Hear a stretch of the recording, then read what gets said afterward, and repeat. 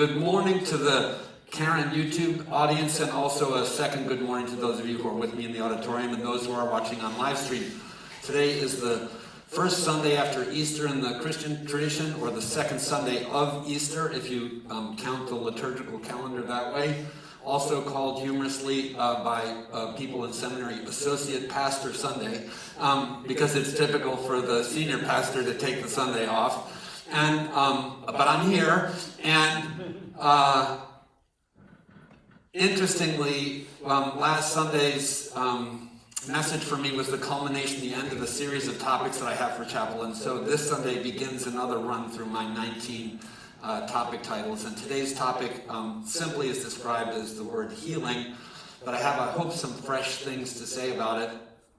It's a topic that I remember my friend and colleague, Father Bill Hultberg, talking about almost every Sunday when he would do the message. He had a certain thing he used to like to say, and I'm going to bring a piece of that and then reflect a little bit on my own experience and how the question of healing hits me in terms of where we are. And being on Magic Mountain as a patient and recovering community, I myself am a person in long-term recovery. And why would healing be a chapel theme? So let me jump in. My dear friend, Father Bill, used to say, what we believe about addiction will determine how we will address it. And I think that's actually a more profound statement than it may at first appear. So I'd like to think that through for a second with you. And what I'd like to suggest is that the naive person approaching the phenomenon of addiction tends to think, understandably, of addiction as a kind of mistake. Like, your behavior is mistaken behavior. And this could be a family member thinking of what you were doing as like, and saying, why, please stop, don't do that. You know, like, what are you, nuts? And then, which we're going to get to later. And then the operations of law would say the behavior is criminal, and so that's a societal mistake. And even many religious traditions would look at the person who is an addict and say, you are violating the moral conduct codes of our community, so you're making a religious or moral mistake. But how you approach people when they've made mistakes is an evolving and varied construct. So in the old days, many of us, and that's not that it doesn't continue to happen today, but there's been a movement in child rearing and in education and in counseling to move away from a punitive approach to mistakes and to a more sort of redemptive approach towards mistakes. But anyway, if you're thinking about addiction as a mistake, in either of those cases, what the person would say is, well, mistakes have consequences. And so it's hopeful that the consequences are kind of the education and the motivation, and that used to be the stockade, or theft in a culture that cuts off a hand for a shoplifter or whatever, like those kind of very, really, really tough eye for an eye punishments.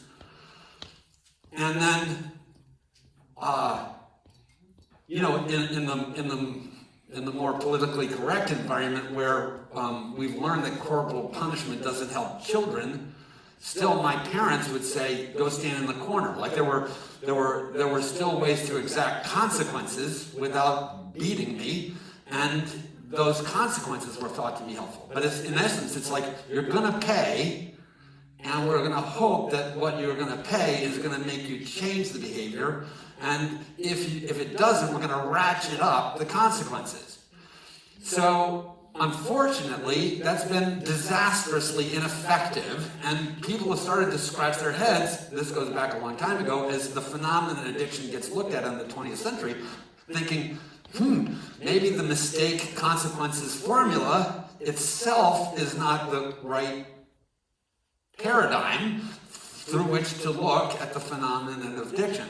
So into the 21st century now, well into the 20s, the roaring 20s of the 21st century, we can say with some confidence and enthusiasm that from a medical scientific perspective, the phenomenon of addiction appears to be best looked at as a combination of genetic and acquired neurocognitive dysfunction, malfunction. It's a brain malfunction, not a moral mistake. And there's a lot of consensus in the medical community about this, and there's all kinds of research, and hopefully if you're a patient here, you're learning about it, and if you were a patient or you're connected here, you've learned about this.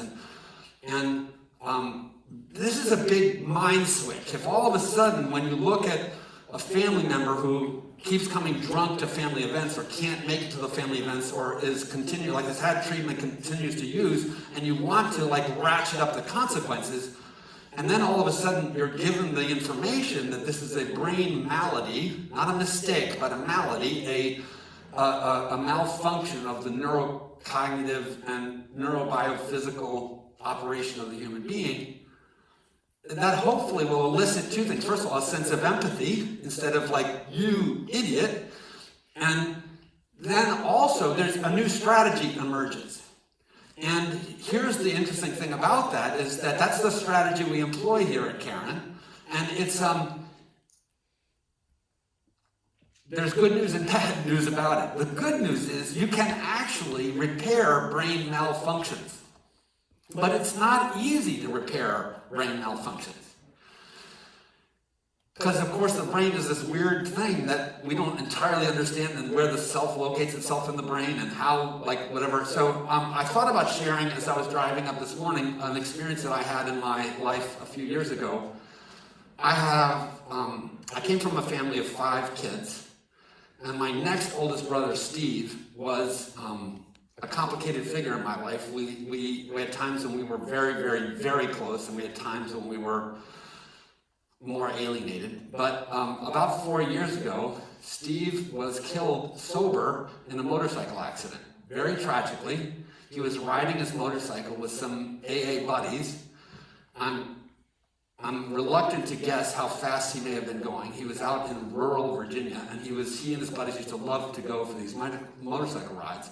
And he was at the front of the pack as he was coming down this long downslope and then hitting the bottom and getting ready to accelerate on the upswing. A deer ran in front of him.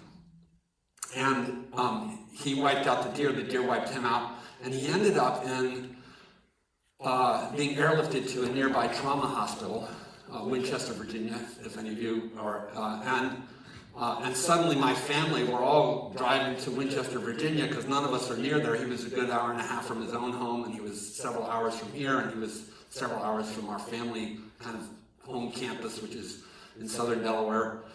And so we had to kind of extend care, and he was non-responsive. He had very significant orthopedic, but also had very significant brain injuries. And brain injuries suddenly became a part of my life. All of a sudden I started learning about it. And as the trauma surgeons and the MRIs and the CAT scans were coming into focus, and I was actually calling neurosurgeons that I knew who were sober neurosurgeons to help me interpret what the neurosurgeons were telling us. I remember I actually took my phone and I videoed the people in the hospital showing us the MRI, and then I played the video for a friend of mine whose name is Ray. If some of you who are on the in the world here know Ray. Anyway, Ray is a neurosurgeon who is also in addiction recovery and helps doctors get sober today. Really cool guy and good story. And I called Ray, and Ray watched the video with me. And I was of the mind at this point, let's disconnect life support from my brother, because my heart told me that Steve was already gone. And before Ray had seen the video, Ray was like, be careful about that, Jack, because brains are weird. And they, don't give up on your brother. Your brother might, he said, I've seen really odd stuff happen, and brains can really repair. But what I knew in my soul was that my brother had told me, and in fact he had told his wife and he had told his kids, very, very clearly that if he was completely physically compromised, he didn't want to live in that sort of a situation, in assisted living or whatever. And so he was very explicit about his life instructions. And But the point, the reason I tell that story is not only to say, like, I care about this, I do care about it deeply, and it's like, but Steve's brain situation was not repairable, and yours is. So what Ray said about my brother was actually not applicable, because my brother suffered from what they call diffuse axonal injury. It would just only get worse. His brain would slowly die further and further. But your brain actually can be repaired from its malfunction, which is hugely important, great news. Then you might want to say, well, which pill should I take, or what surgery are you going to do? Sorry, that's not how it happens. In order to repair the brain, you need a complex sort of assault on multiple fronts to engender neuroplasticity, to let your brain re-architect itself, sorry, that's not a right verb, but reformulate how it processes and regain the choice-making that has been taken from it. The neurovocab, the leading expert on this, describes the phenomenon medically as a hijacked brain, which I'm going to use in my next little segment of this message. But if you have a hijacked brain, in order to medically regain the functioning of the brain, you're talking about years and practice and all, meditation and prayer and meetings and a social thing. It takes a village to induce neuroplasticity, and you're like, oh. So you're like, you mean like AA and meetings and sponsor and all that stuff? And I'm like, yeah, sorry. Because many of us want like a quick, I wanted that for my brother, by the way. So I stand in front of you in a robe and a stole, and interestingly, a few of you who are still patients here, I think this week, have caused me to be mindful again of what it means for me to walk down here. Investments. Because it's a part of who I am today. I was an atheist before I got sober, and I've been ordained for a long time and in multiple different traditions. I've done a lot of theological study, and I'm very excited to be hired by Caron at a place that is all about brain science. Why do they hire a shamanic practitioner? Why would they hire a priest or a minister or a rabbi? You think, isn't that like voodoo?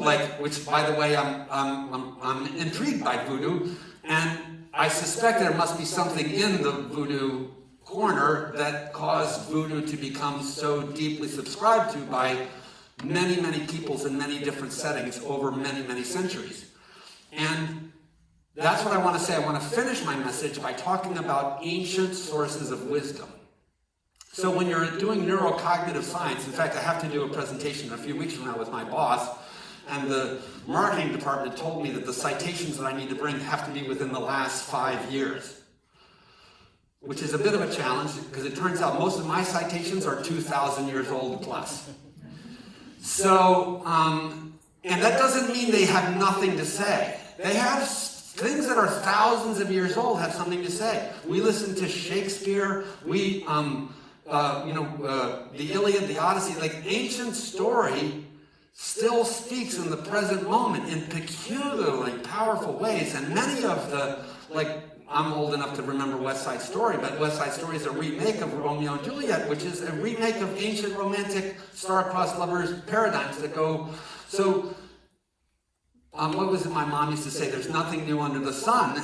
If there's some kind of a truth in there, what if we were to look at the phenomenon of an addiction, not just from a mistake standpoint? Because I think that that's sticky. It's like I still feel like a lot of what I did was a mistake.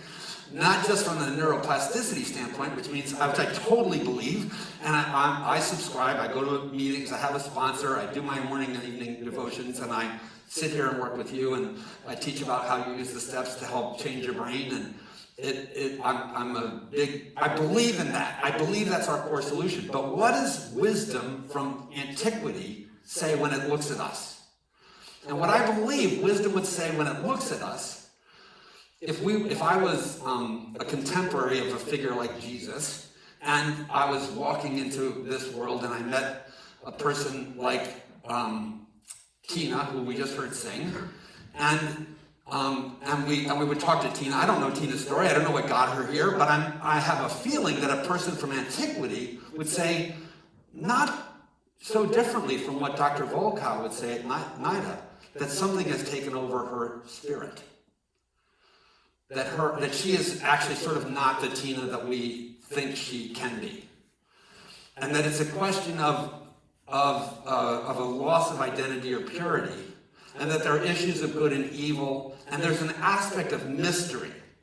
So if you want to recap of the sermon, it's 3 M's: mistake, malady, and mystery. Those are my 3 ideas of how people think of addiction. Is it a mistake that's moral and moral solution? Is it a malady and then it's medical and then there's a medical solution? And what if it's a mystery and then we need to respond to mystery with mystery of another sort? In the history of Alcoholics Anonymous, there was a conversation between AA's principal founder, Bill Wilson, and one of the great contributors to mental health care in human civilization was a guy named Dr. Carl Jung. And Carl Jung and Bill Wilson exchanged letters in which Dr. Jung suggested that you could think about, Dr. Jung notes in his letter, isn't it interesting, Mr. Wilson, that in many languages alcohol is called spirits? Yeah. Oh, that's interesting. And then Dr. Jung quotes one of the Psalms, ancient Jewish poetry, as the deer pants for water, so my soul longs for you, meaning that the human being has a longing for spiritual connectedness with the God of our understanding. And then Carl Jung says, it is in essence fair to say, in this perspective, that the phenomenon of the patient that they were talking about was suffering from a battle of spirits versus spirit. Good spirit versus bad spirits. The spirits you keep in the liquor cabinet versus the spirit that you have if you are well and not afflicted by the brain malady and not exhibiting what looks to other people naively like a mistake. So there's a third way, this third way of thinking about what happens here is to lean into the mystery of it, even while we support the medicine of it. And that's why chapel belongs at Caron. That's why at the 11th step it says we sought through prayer and meditation. That's why things in the steps like we humbly ask God to remove our shortcomings, which need to be interpreted in a contemporary environment by people who are Hindu and atheist and Buddhist or whatever, and it gets challenging and complicated. But why I don't want to throw it out is because there's a deep and timeless truth about something mystical and mysterious when we lose a person to heroin, or we lose them to Johnny Walker Red, or we lose them to benzos, or we lose them. And suddenly they're in some battle with this crap that is attacking the integrity of the family and their well-being within our society. And what works is not punishment, and not merely scientific retraining, because that still comes across in many ways as pretty punitive. But what works is love. Loving embrace, bringing the power of love to sort of push out the demon, if you will. So, yes, I said demon in the 21st century, and we're going to do a joint exorcism here in a moment. And that's only, I'm saying that like because I wanted to laugh, but I also want to sing a song that is about that very thing. It's about a contemporary interpretation of the casting out of evil spirits.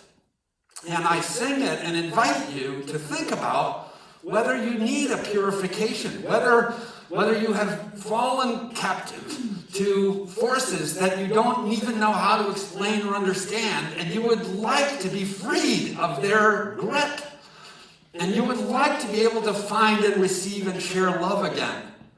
Because I know I needed that in the worst way. And I believe that that's what this is really, I think that's why people love this place, is that Magic Mountain has always known. One of the great Caron sayings is, we will love you until you can love yourself.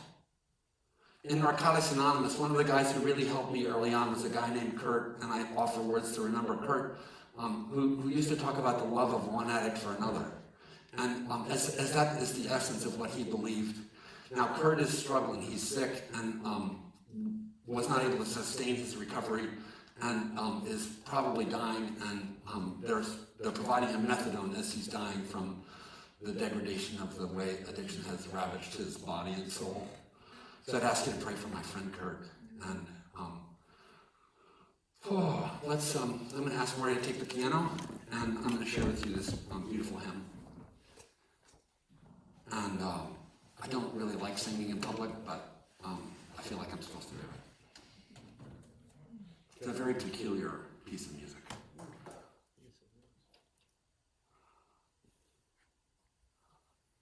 I'm ready when you are, Maria.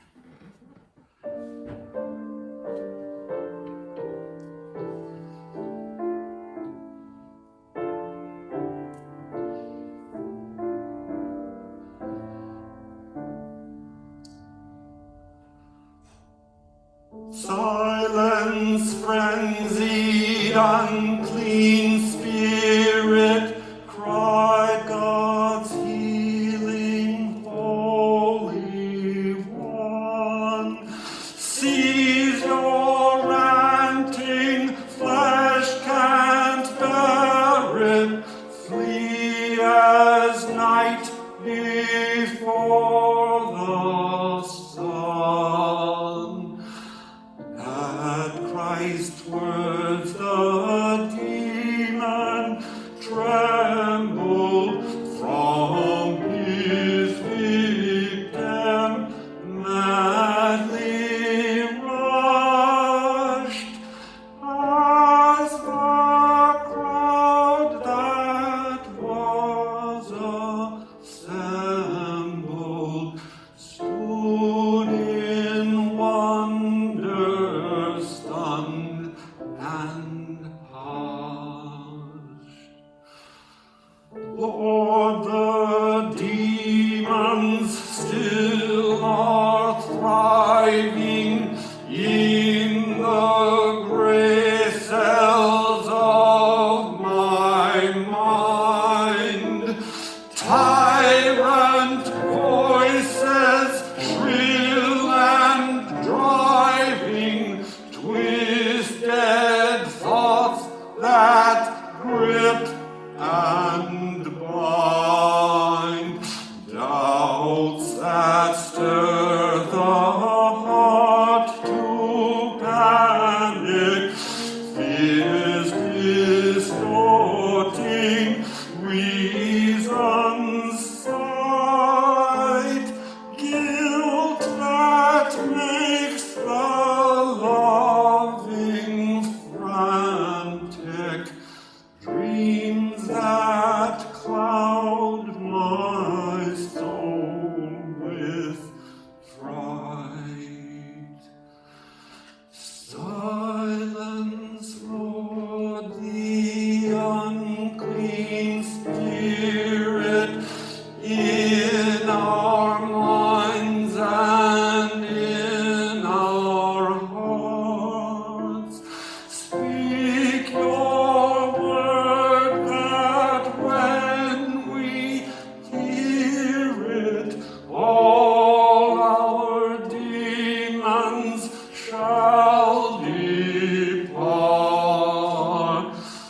Calm our thoughts and rest our feeling, still the fractured, warring soul. By the power of your healing, make us faithful, true, and whole. Thank you.